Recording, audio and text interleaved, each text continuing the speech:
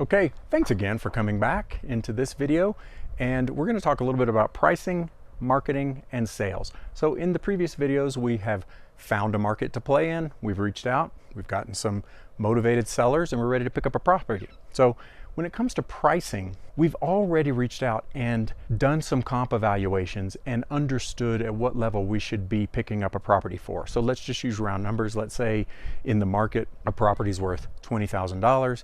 We most likely have reached out to a seller and offered them around $7,000. And so we have that baked in. And so once we buy that property, we're then going to turn around and put it on the market for about that $20,000. You can go higher or lower depending on your strategy. We'll get into that here in just a little bit. But essentially, the next step is to start marketing. And broadly, there are two ways to go about this. There are private contacts that we have, and there is the public market. Private things are like an email list or a social media following, people that have engaged with you and you have a direct connection with them. You can reach out to them and offer them properties directly. If you go the public route, then we're looking at a lot of social media channels. There are some paid as well as free channels. If you think about Facebook, Craigslist, eBay, those are open sites. You don't have to pay to be on them.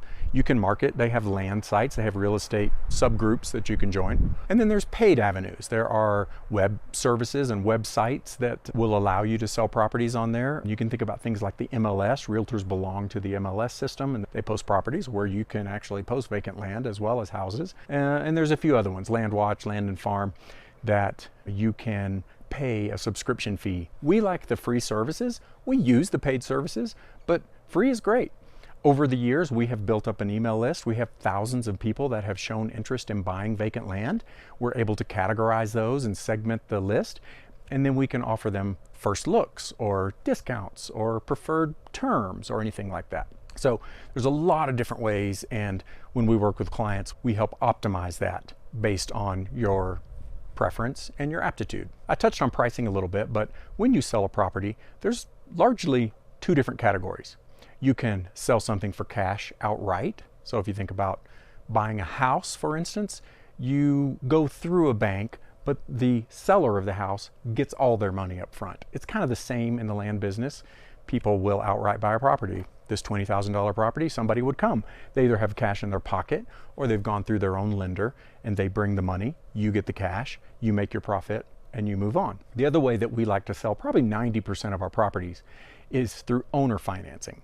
And so for that $20,000 property, let's say somebody puts down $2,000 down payment, and then we'll owner finance monthly payments for whatever term we agree to, 3, 5, 7 years.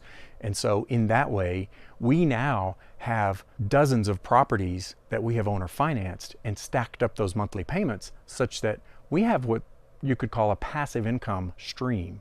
So we have month after month just mailbox money coming in, right? We have people depositing money into our business checking account. We could not work if we wanted to and float, and we know we have years of income down the line. That's what we prefer.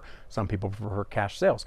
There are many other ways to go about doing land sales. You can wholesale just like you can other real estate businesses. There's creative sales commission arrangements and structures and a lot of different nuances. We're happy to get into those, but broadly, you're looking to sell your properties for cash or on owner finance terms and in the markets that we talked about. So that's really what it comes down to when we talk about marketing and sales. It's finding those channels that work the best and then using the strategy that we devise with you early on to come up with the best way to sell those properties. Hope you enjoyed the video. I'm going to catch you in the next one.